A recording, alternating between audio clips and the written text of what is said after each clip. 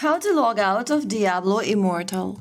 Hey everyone, welcome back to another video from Gameplay Classic. If you are looking to log out of your Diablo Immortal game, then firstly open up the Diablo Immortal application on your device and make sure that you're inside the main game. Now from here, go to the top right corner and tap on the menu icon. Once you do that, you'll see this expanded menu. Tap on the gear button at the top right and this will open settings. Now, select account from the left and on the next page you'll see this logout button. Tap on it in order to log out of your game. Click on logout once again to confirm. And that is how you will be able to log out of your Diablo Immortal game. You'll then return to the login screen.